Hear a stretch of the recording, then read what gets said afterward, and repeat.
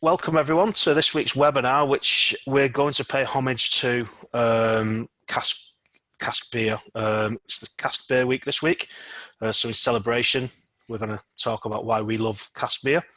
Carl Heron, our master brewer, is going to talk about the brewing techniques that we use for when we're brewing cask. But first of all, on debut for this webinar series, we've got Nigel Gibbons, our sales manager for the south of England, who's been in the brewing industry for just under 20 years now, and he's going to talk about the history of cask beer and why it's got a lovely place in his heart. So without further ado, it's over to you, Nigel. Thanks, Mike. Hi. Well, hi everybody. Warm welcome from myself and the greater Crisp team. As Mike says, I've been involved in the brewing industry for many years now, and I think particularly at the start it was very much cask beer orientated, particularly with the microbreweries, as they used to be called, and more latterly perhaps craft brewers, depending upon your bent, as it were. But yeah, I think I'm always surprised, particularly when talking to the sort of consumers, that people perhaps don't know more about cask ale and the differences between a cask ale and a lager and a pilsner. But focusing on the cask today, you know, what makes it such a great drink? Why do so many people enjoy the product? And to me, it's because it's fresh, it's alive. You might have been playing rugby, football, taking the dog out for a walk. It's thirst quenching. And but apart from just being thirst quenching, there's great complexity there as well. And beers that spring to mind: Timothy Taylor Landlord, Adnams, St Austell's Tribute, named at 3. Something you don't just drink, but you can really enjoy the different flavours. But it's also very, very traditional, and you feel that you're drinking a fresh and natural product, the local barley, the fresh hops. And thinking back to an experiment Charles Farrams did many years ago, using the same malt and the same hops, they produced the beers with 3 different yeasts, and you've got vanilla flavours, apple flavours. So there really is great complexity and a wonderful variety of ingredients where you can produce many different products. But also, I think, in a world that is becoming increasingly rushed, cask ale production is one of those things that isn't rushed. You take your time, and good things do take time in life. I eat out quite a lot, possibly too much. But I always think that a good meal tastes even better with a great beer. And ideally, it's going to be in an environment where the beer brings people together. I think as a brewer, you always aim to make the best possible product. And traditionally you want it to be clear, and you want it to be highly drinkable. And I believe that's still very much the case with a lot of the smaller brewers. But sometimes I think, you know, let's not forget that the beer accompanies great company. It's about enjoying yourselves, creating a nice ambience, a great ambience. And cask ale, to me, is part of that. So, again, a question that is often asked, and something that perhaps I was quite ignorant of many years ago, was, you know, where does beer actually come from? I believe the earliest recipe was seen on a tablet in Sumeria, near Mesopotamia. More recently, in ancient Egypt, they used to produce it's like a sweet beer, for the want of a better word, and they used to call it hek. More recently, hemke and boozer. Of course, in the UK. Not so much now, but in recent years, you'd say, instead of saying we're going to the pub, we're going off to the boozer. So still a term used on occasions. In biblical times, the Jews produced something called sichera, translated as cider in Old English. That's got nothing to do with cider, C-I-D-E-R. That's known as apple vine, or was known as apple vine in medieval times. And the Jews actually believed that by drinking this non-grade alcohol, it actually protected them from leprosy. So there's a story for you. But it wasn't until the Phoenicians were great Mediterranean traders many years ago. They were maybe a little bit more adventurous than other Mediterranean tribes, and they brought barley to Northern Europe. And at some point in time, as the barley was cultivated, the Danes, who were basically Vikings, they produced something called oll, translated as oil. Moving or going back to England, prior to oil, the ancient Britons actually drank something called mead, and this was made with honey.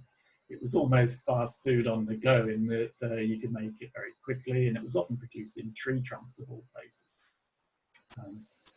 But it was only when the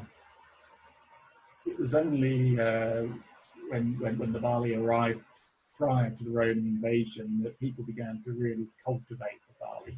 And you could argue that these early cultivators, it was almost like the beginning of civilization as we understand it today. So people would settle down, they would grow wheat, they would grow barley, and as you'll see later in the slides, you could go to the pub where you would have a pole hanging up with a bush to attract your punters. So civilization truly arrived, you could argue, with a pint. But it was the southern English tribes that were closer to Northern Europe that were following this fashion to begin with. But even at this stage, it was true to say that where the grape would grow, then it would oust barley in producing a drink that the population would follow. But as time progressed, well, in England, the grape wouldn't grow particularly well, although people did try. But in Anglo-Saxon England, it was rapidly established as the national drink.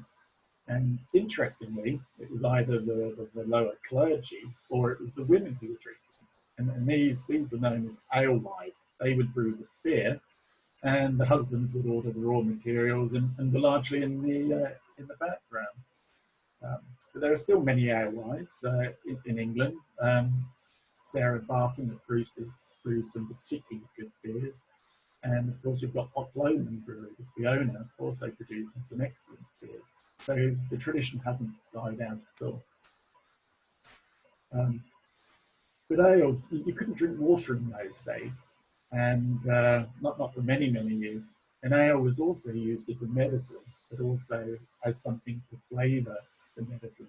So a lot of the herbs were not particularly palatable, and these would mask some of those more offensive tastes.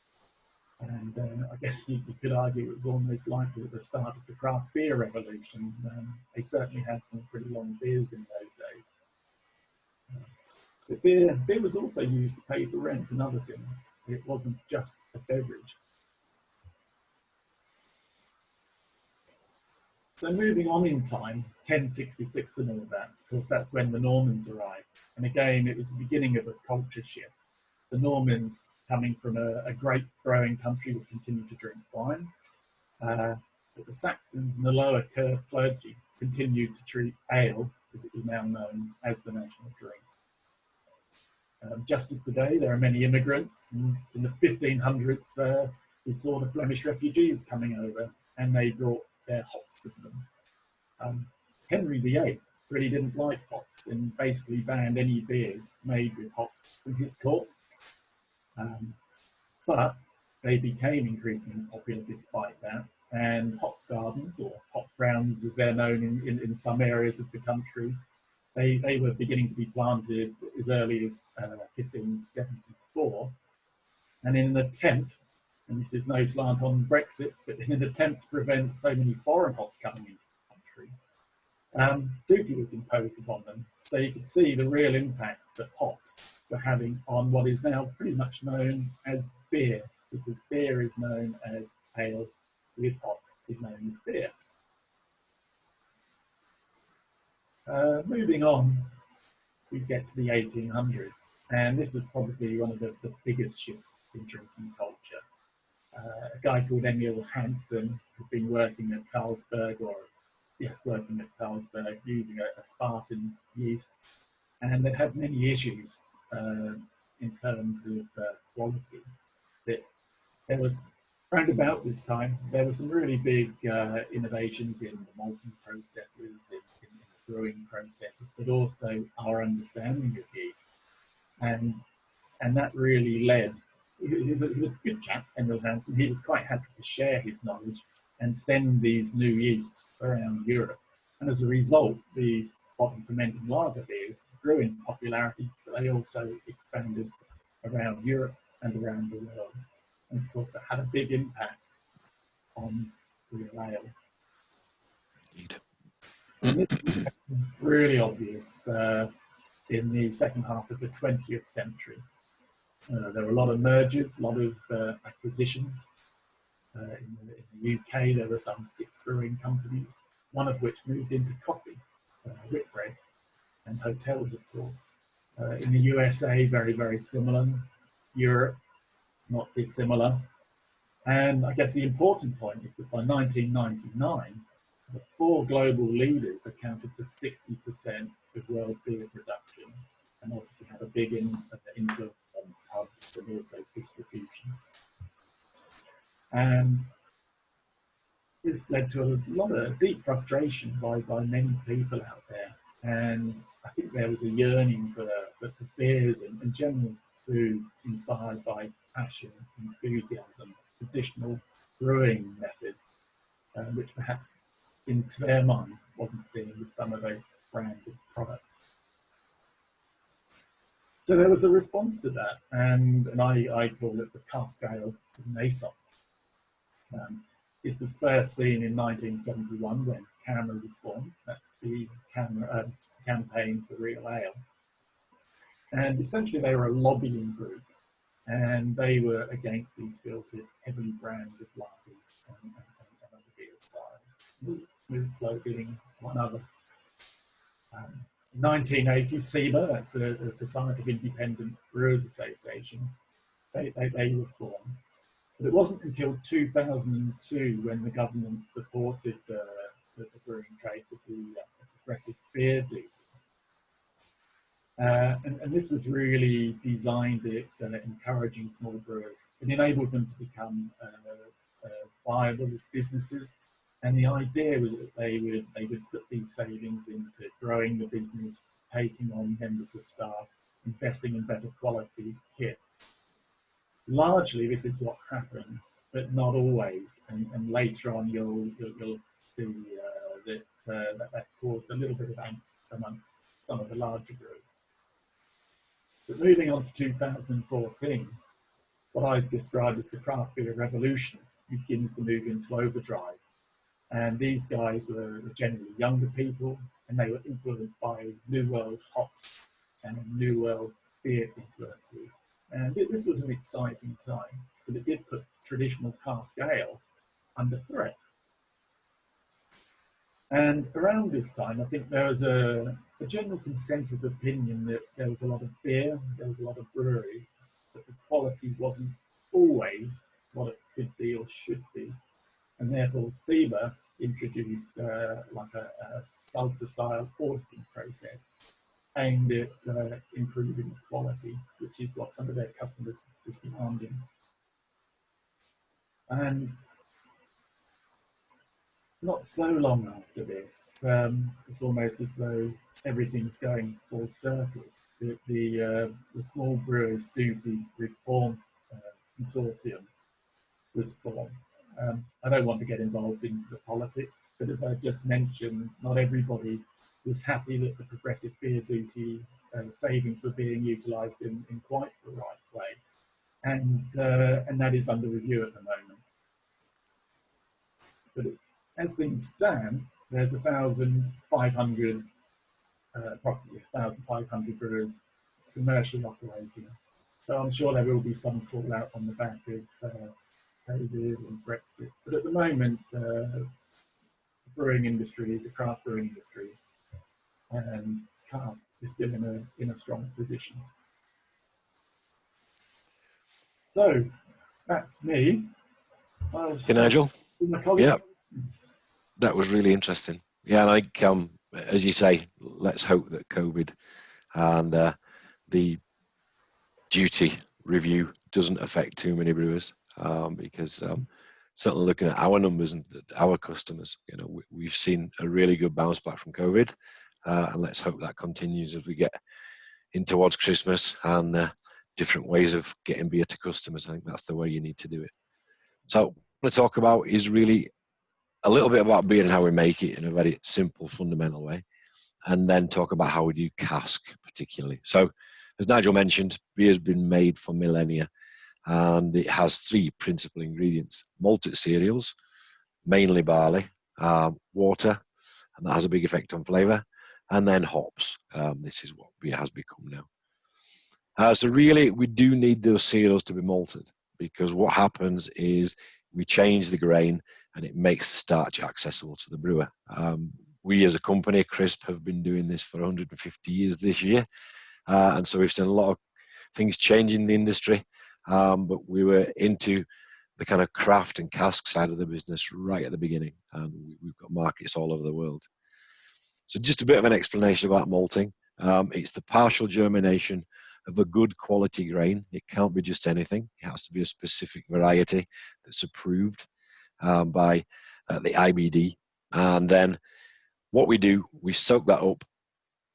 It takes on moisture and it starts to grow, does the grain. And what happens during that growth phase, we call it germination, is it starts to break down some of the proteins in the grain. It breaks down cell walls inside the grain, and that makes the starch more accessible. And by breaking down the proteins, it's providing food for brewing yeast, because it needs some fundamental protein building blocks, amino acids, to actually start to grow. So how do we do that? So we take hot water and we take grains that have been crushed. So we need to break the husk of the grain to open it up, to let the water get in. And what happens at 63 to 70 degrees is there are enzymes in the malt that start to break down the starch into sugar. So you leave that to happen for about 60 to 90 minutes, depending on what type of beer you're making. And then open the tap at the bottom of the mash tun or the lauter tun and start to gently draw off the sweet liquid. And that sweet liquid is called wort. What happens as that starts to draw off, you start to put some water back on top at quite a high temperature to inactivate the enzymes. That's called sparging, and that washes the sugars out of the grain.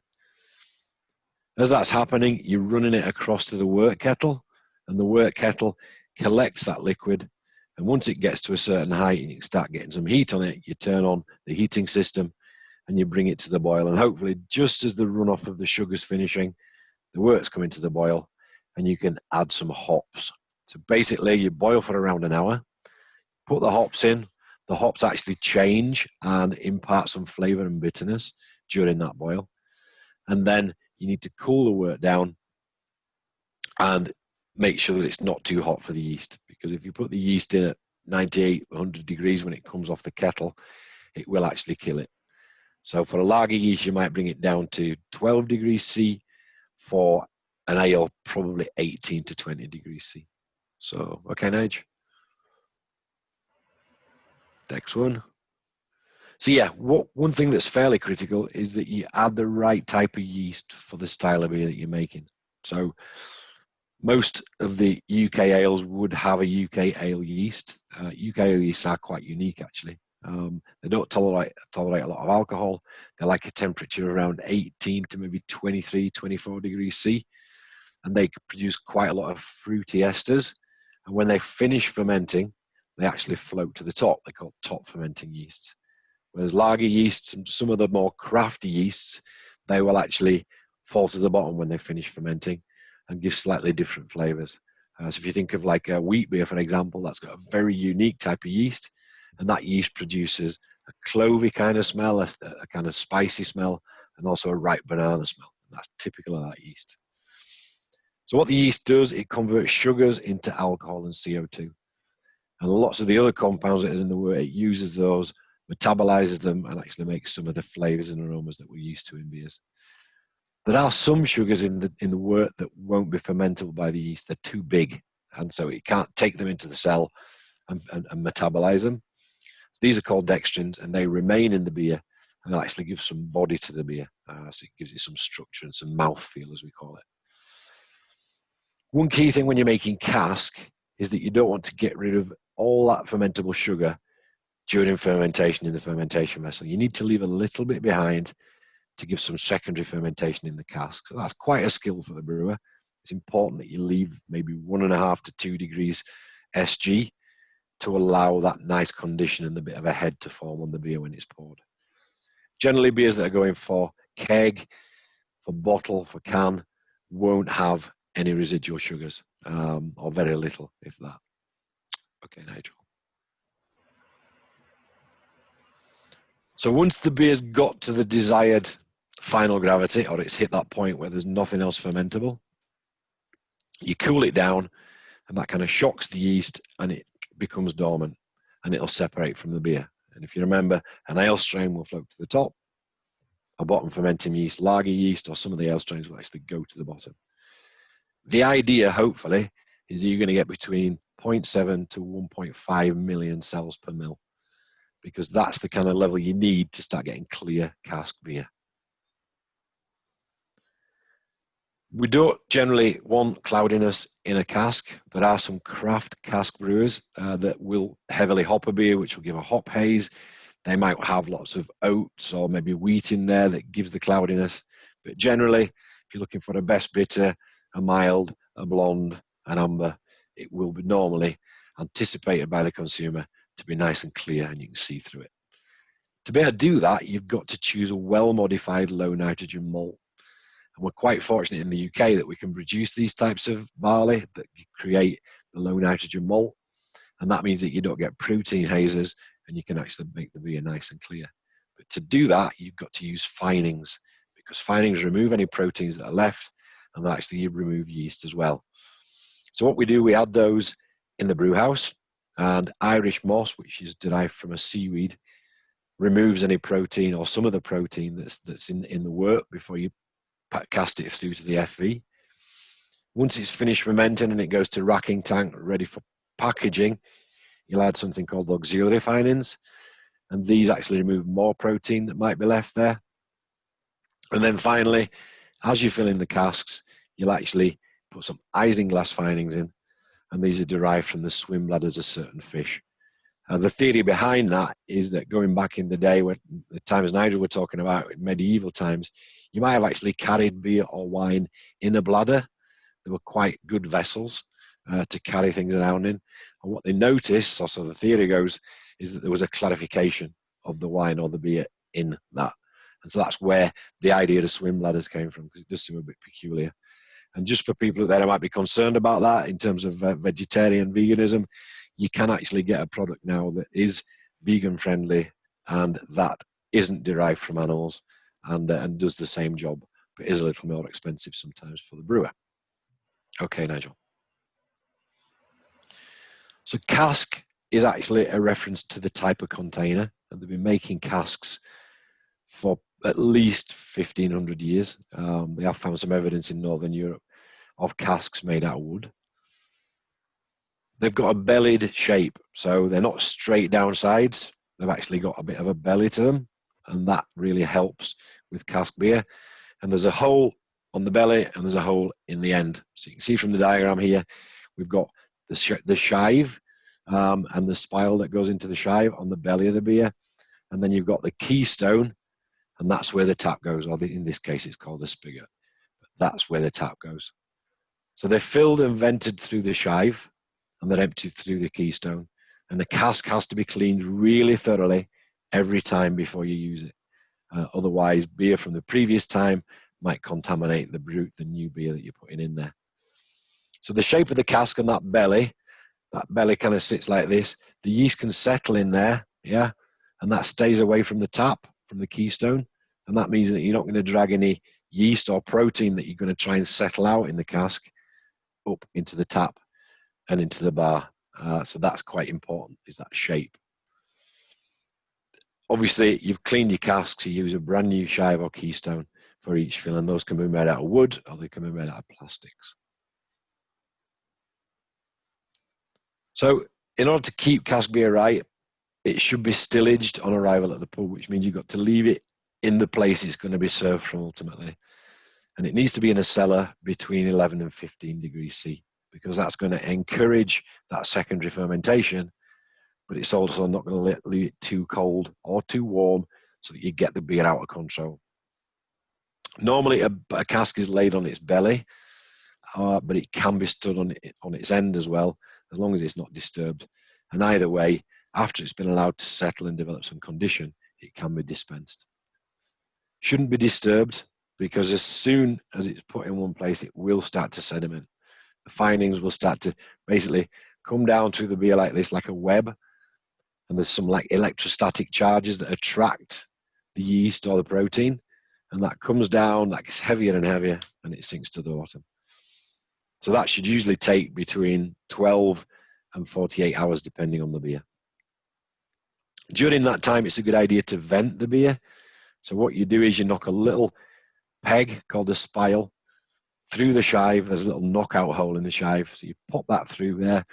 It's normally a spile that's made out of bamboo, and the bamboo allows the beer to breathe, but it's not allowing any air into the cask, so they get any contamination. So during that secondary fermentation, there'll be a little bit more carbon dioxide developed, and that'll give the beer some head. And there'll also be some more alcohol. So generally a cask beer will add probably 0.1 to 0.2% alcohol whilst it's conditioning in the cellar. And it'll also develop some flavour. And this is why cask beer is quite unique in its flavour profiles. So once the beer is cleared at the tap, it can be dispensed. It's a good idea as well to just assess that it's at the right carbonation level. So you'll be looking for some bubbles and a bit of head forming, and then it's ready to be served. And actually, as a side note, to tap a beer is quite tricky, because you've got to basically knock the tap like this through the keystone hole. So the best thing to do is have a hard spile in the shive, so you've basically got the whole thing sealed up. Then put the tap next to the keystone, right next to it. Then with a hammer, quick tap right the way in so it seals against the keystone. And then you can take your hard spile out and you've not spilled too much beer. The tap should then be connected to a nice clean beer line. Preferably that should run through something called a python. So this will have other beer lines running through it, and it'll also have like a coolant running through it as well.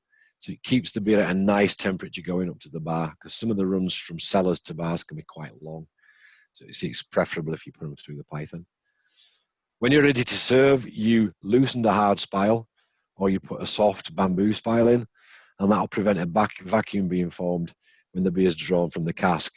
I've seen it happen where you kind of get the old arm on the thing and like you're pulling down this way, you're like pulling your cask beer, and all of a sudden it sort of springs back really quickly, and that's because it's pulled a vacuum on the cask, and it nearly breaks your arm if you're not careful. So it's a good idea to loosen that spile or put a soft one in. Draw the beer up through the line. It needs to clear any water that's in there, clear any yeast that might be coming off the bottom of the vessel that's just been drawn through as it were tapped. And then you get nice, clean, tasty beer ready to be served. We need to take care of cask beer right from the minute it's put into it. So it's really important at the brewery that you fine at fill. I would recommend that. Some brewers I have come across will fine at dispatch, but that means opening up the cask again. So I'd recommend fining at fill. And that beer, once it's filled, it needs to be kept between 11 and 15 degrees C, the same as in the cellar, because you will develop a little bit of condition during that period before it's dispatched out. If you're sending into the wholesale network, then brewers should really understand that supply chain. Ideally, it should be as cool as possible. It shouldn't ever be sat in a yard, for example, at a wholesaler's, and it shouldn't go from one wholesale depot to another, because there's a finite number of times that beer will settle out. If the brewer is fortunate enough to be delivering to the customer themselves, then they really need to ensure that they're the publican's there to accept the beer. It don't want to be sat outside in the car park, for example. And ideally, it should be taken into the cellar by the drayman, the guy delivering the beer, and he should put it on stillage. So he'll speak to the cellarman or to the landlord and say, right, okay, where's this going? When are you going to serve it from? And he'll put it there. So you know then that your beer is in the perfect place, ready to be served, and it's got time to settle and not be disturbed. During that conditioning, once it's in the cellar, the cellarman needs to use hard and soft spiles to control the CO2. And that can be done both prior to serving and during serving. And one thing that the cellarman should always do is hard spile at the end of a session, because the beer would have stopped working by then. So you need to seal it up and maintain that nice condition that you've built up during that cellar time. One thing that you should never do is add back to cask. I worked for a pub when I was a student, and the landlord made me add back drip trays from the bar into the darkest beer they had, so it couldn't be seen. Awful thing to do. Firstly, it's illegal because it's adulteration, and secondly, goodness only knows what's in those beer trays, those beer drip trays, and that's going to make the beer go off and just give a bad experience for the consumer. On that subject, Carl, I think there is one or two breweries who still recycle the beer quite legally. Is there not? Yeah, if it goes, there are some systems where it will collect it as you're dispensing it and it will go back to that cask. But that means that you're not mixing it with other types of beer. And it's the mixing of different types of beer that is seen as adulteration in legal terms. Because then the consumer's not getting what they're paying for. They won't be getting the same ABV, the same colour, the same flavour. So that's why it's not a good practice. And it is unhygienic. So that's why it tends to be discouraged. So yeah, that's a bit about cask beer and how to take care of it. One thing that the landlord can do is invest in some tilting stillages. So what happens with those is, as the beer empties and the cask becomes lighter, it kind of tilts up like this. And that means that it tips the beer towards the tap without disturbing the sediment, because it's nice and gentle. And that means you get every last bit of nice, bright, clear beer out of the cask. And then ultimately you would get the sediment, and that's when you stop serving and rinse the line properly through. And it's important with cask beer lines to actually chemically clean them once a week, because the yeast does go up the line. There is always a few yeast cells that will go up. You won't be able to see them on the glass, but those will accumulate in the line.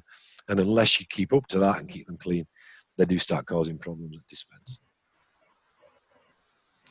So that's it about cask beer. Thank you for listening to Nigel and I, and we're here to take some questions now. Thank you. Awesome stuff. Thank you very much, Nigel and Carl. That was amazing. So yeah, if you've got any questions on anything that they've just been through, do feel free to put them into the Q&A function or write them on the chat, and we will go through them. Just wondered while I was going through that, listening to it, do you actually have a favourite cask beer, Nigel, Carl, that you go to whenever it's on the bar? I would probably say Timothy Taylor, Landlord. Yeah, it's a good call. Yeah, Landlord's been one of mine for many years, but I still like Dunbar. It's a beer that I brewed for quite a long time, and I like the flavour of Dunbar. I like the way it finishes, so that's quite a good beer too. Yeah, I was always impressed with how quaffable and how quaffable and how well it finished Dunbar, I must say. Indeed. Mine would be Fictions All Peculiar. Oh yeah, love indeed. that. The only thing is that it just sneak up on you. It's a strong beer, but fantastic in cask. It really is something else. I think the key to me is a great beer is something you want to savour. You don't just want to drink, and it should hit all of your senses. Mm-hmm. To me, that's what a great beer.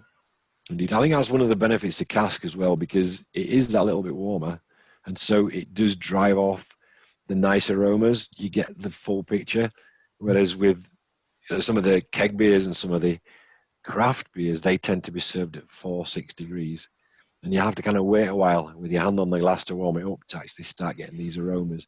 And that's one of the beauties of cask for me. And it's so easy to drink. It's not overcarbonated. So. Yeah. We've just got one coming from Dave. So can you comment on the history and current state of cask in the UK, specifically the percentage of the total beer market? That's an excellent question, Dave. Thank you very much.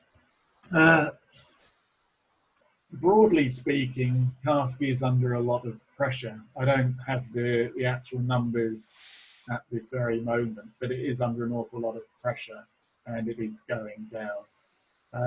So long ago that overall beer sales, cask sales were sort of creeping up. I think it hit kind of 7%, didn't it, Nigel, or thereabouts of the total market. And there's a few issues around route to market because of tied pubs and tied lines and that kind of thing. There are possibilities. You've just got to get out there and sell it. And I think the craft cask that I mentioned earlier is kind of bringing back a little bit more interest in new drinkers to cask. So I think it's still got a place. I think historically it was essentially what all beer was before like filtration and kegging were invented. And that's not that long ago. That was only like late 60s, early 70s when that technology came along to be able to filter and pasteurize beer. So there are still people around who can remember how to do it properly. There is still lots of information. I think the key thing about the future of cask is keeping it on point in terms of flavor and in terms of ingredients, making it interesting, but not losing tradition and keeping those classic beers that we're famous for in the UK. But it's really about that last bit I talked about. It's about ensuring that whoever you give that beer to, they understand how to look after it. Because it's the consumer that needs to enjoy that beer. And if it's well looked after, they'll come back for another, and that'll build a brewer's reputation. I mean, that was one of the big things with Cask, wasn't it? The keg beer started taking over because it was considered more consistent because the cellaring wasn't needed. Yes. So yeah, you get you get some people working in bars that are just amazing. The effort that they put into the cellaring is second to none. And in the same bar, you can get somebody that just doesn't care. So yeah, the cellaring, the actual, it's. Would you say it's just, well, it's definitely just as important, if not more important, when it leaves the brewery, what happens? Absolutely. It's dying art, and quite often some of the best cellar managers are extremely young people who are very good, but they go off to university and the pub has to start all over again. And I think that's true. It's a wonderful product, it's a great product, but you could argue it's a fragile product in that whereas it's the best product in the world when you get a good pint, when you get the last 3 or 4, and you're suddenly in a situation of confrontation with the bar manager or bar staff who perhaps don't understand what the problem is, then it's a difficult situation for everybody. I guess that's one thing I didn't mention. One of the key things if you're making cask in a brewery is hygiene. There is nowhere to hide with cask because you're not chilling it down, you're not filtering it, you're not pasteurizing it. So the hygienic practices right throughout the brewery have to be really, really good. You've got to give that beer the best chance possible to be abused out there in the big bad world. So yeast count's important to make sure that that's within that band that I talked about, 0.7 to 1.5 million cells per mil. So you're not going to get too much liveliness and activity there. And also, even the smallest amounts of wild yeast or beer spoilage bacteria that might be kicking about in the brewery and not affect a keg beer or a can or a bottle beer may have an impact at the end of shelf life or when a beer has been tapped in a pub.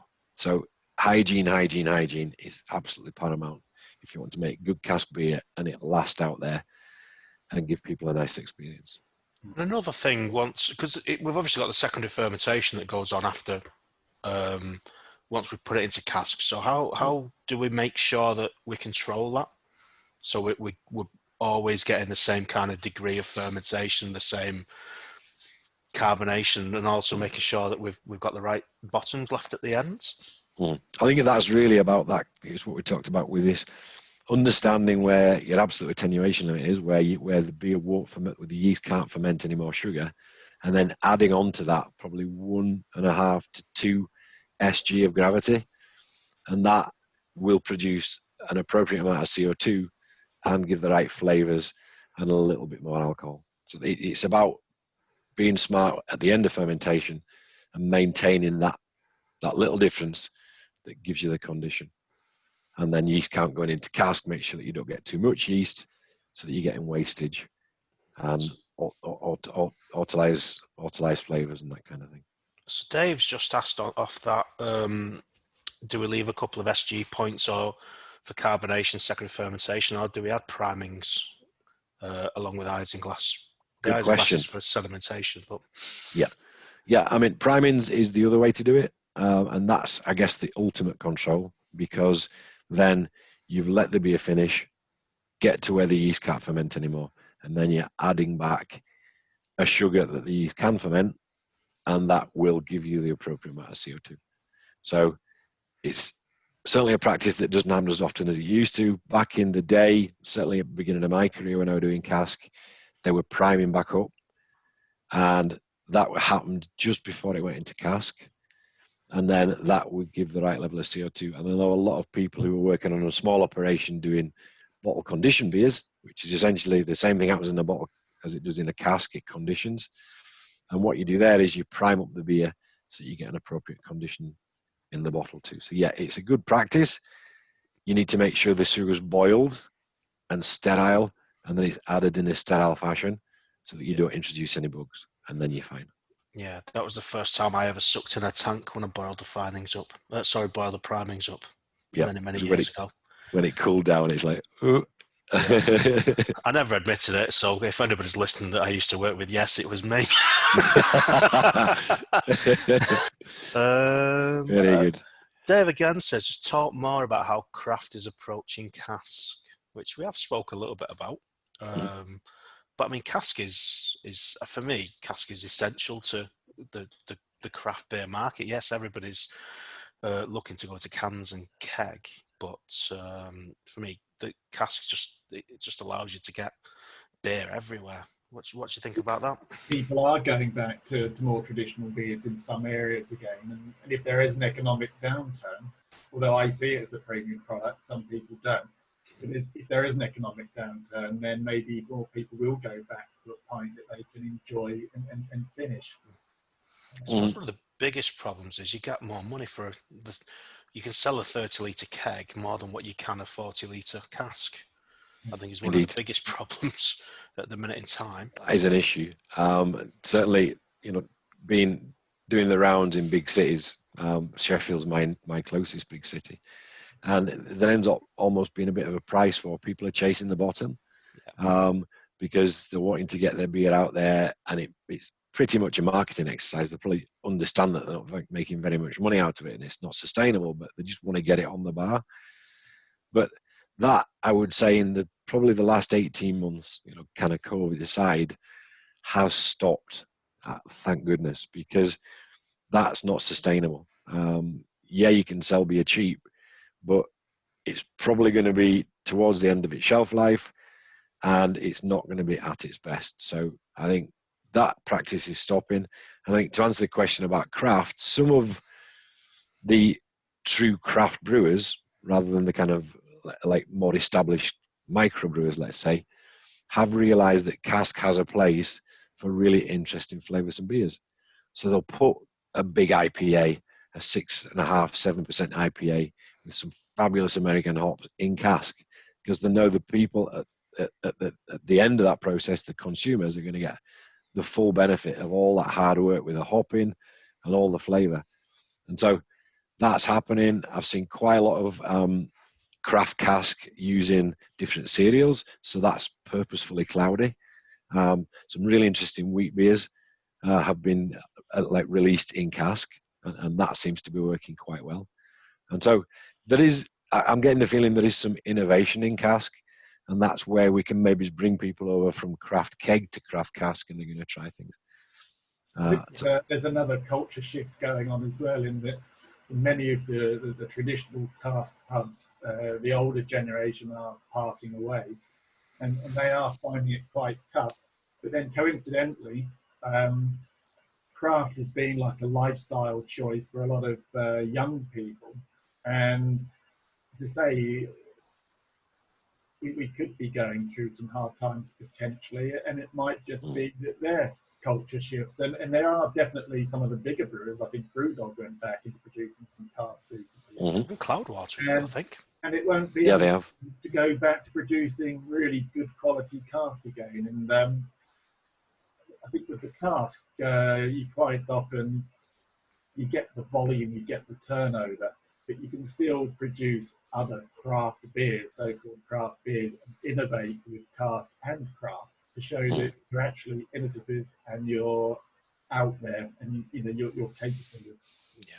Indeed. I mean, that is, I would say, I completely agree, because the bread and butter of a brewery is a beer that sells in big volumes. So getting that out there, and that tends to lend itself to cask, because cask is so much more drinkable.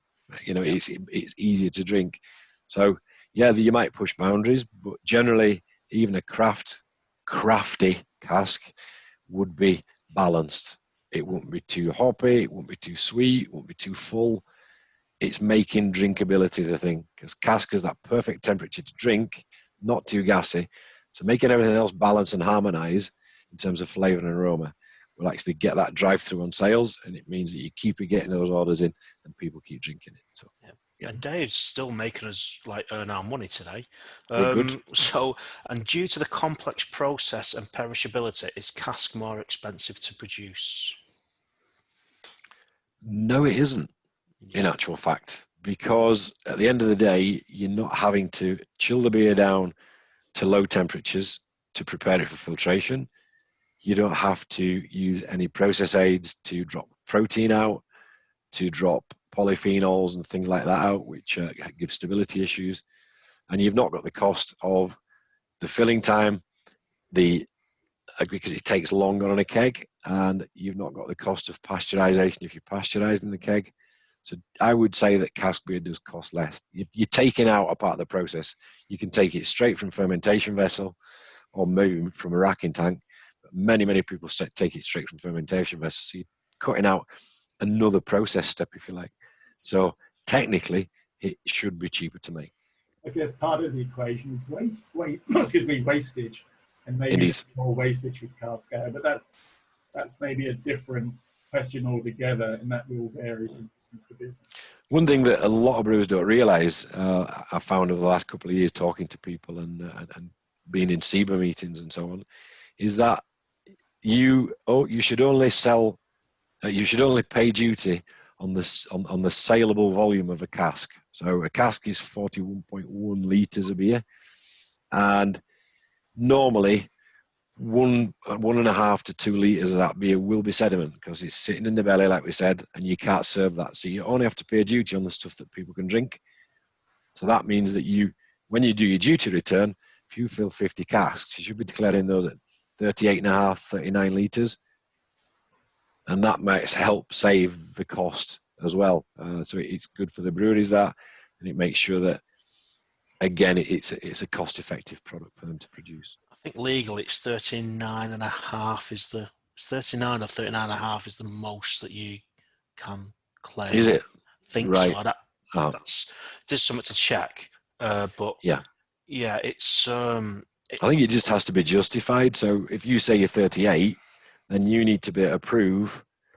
I think you need to provide records once every quarter, where you take a cask and then you dispense it, and you record the unsaleable sediment. And as long as you can prove that, then you might be right. There might be an absolute limit where you say, we know that there can't possibly be that much sediment in there. You're generally going to save a cask from each batch, and right at the end of it, just draw off I think that's one method. Just draw off what's left at the end, and that's your sediment. And just keep them records as you go. Just measure it in a measuring cylinder or something, or a jug. So I mean, just going back to the cost, it was definitely cheaper to produce, but since kegs have kind of now you're getting a cloudy keg, it has it's a bit closer. There's still more process steps, and it costs a lot of money to fill a keg, especially, and they take time, and just you've got to add CO2 to the tank, which costs money. So yes, it's still cheaper, but it is a bit cheaper to what it was if you're filtering or pasteurizing, sterile filtering. But it is a bit closer to what it was. Thanks for the webinar. Can you recommend some books about brewing techniques of cask ale? I've not come across any, actually, not that specifically about cask. So unfortunately not, no. There may be some out there. Maybe we can recommend the IBD. Yeah, the IBD, there's lots of good information on there.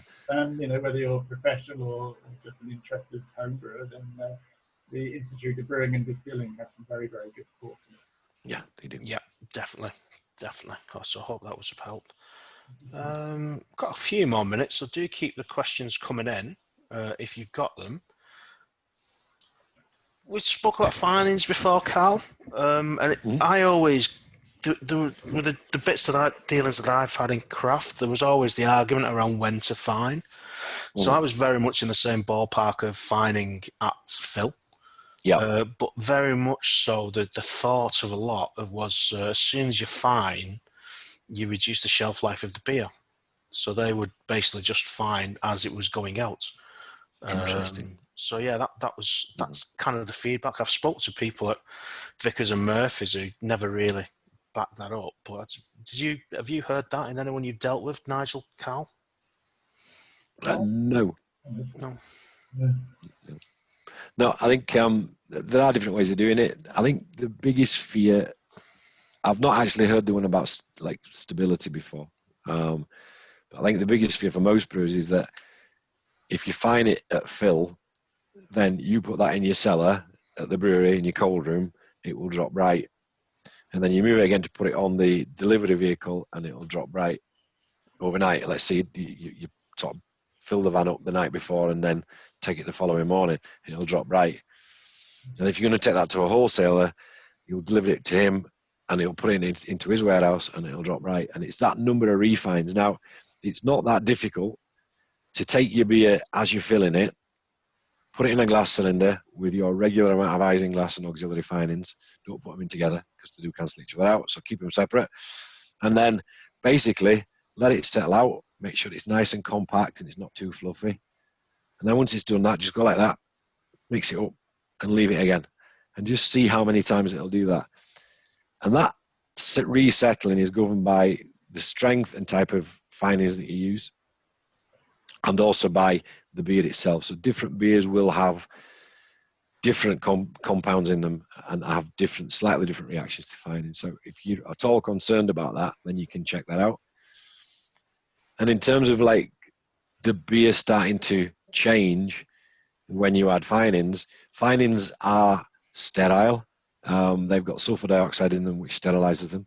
And what I would say is, if you put them in sooner rather than later, then that sulfur dioxide, and it actually helps. It's an antioxidant, is sulfur dioxide, so it actually helps mop up any oxygen in the beer, and that prevents staling. And also, because you're not going to open it up again, as it starts to secondary condition in the cold room, the yeast actually removes oxygen too. That's the beauty of cask. It doesn't go stale until or start to oxidize. Stale's a nasty word. Oxidize, let's stick to that. It won't start to oxidize until you've actually tapped it and you've got that little spile in there and it's drawing air. And as you pull the beer engine, it's taking beer out, and what's replacing it? Oxygen. Yeah. So the oxygen in the air will start some reaction. So ideally, a cask shouldn't be on sale for more than 3 to 5 days. You should be able to get through a cask in that time. And this is maybe another discussion brewers might want to have with their customers, because if someone's ordering a kill with 18 gallons in it or a firkin with 9 gallons in it, it might be a bit too much to get through in that time. They might be better off with a pin, which is only 4.5 gallons. I don't care, they might have to change it over more often, but it's always going to be fresh. And that's a key thing too, Just wrote down at that stage, the next question to ask is tap times. So yeah, you answered that one there, 3 to 5 days. Definitely. Right. Well, there's no more questions coming in, so okay. I think we will call it a day there. So thank you very much, Nigel. Yeah. Carl. You're welcome. Enjoyable one. Thank you everybody for listening. Yeah. The webinar will be available on the website probably tomorrow or the beginning of next week. So feel free to come and have a look. And if any of us can help out in the future, then do give us a shout. So thanks everyone. Yep. Have a great weekend. Cheers. Catch you Yep. later. All the best. Bye.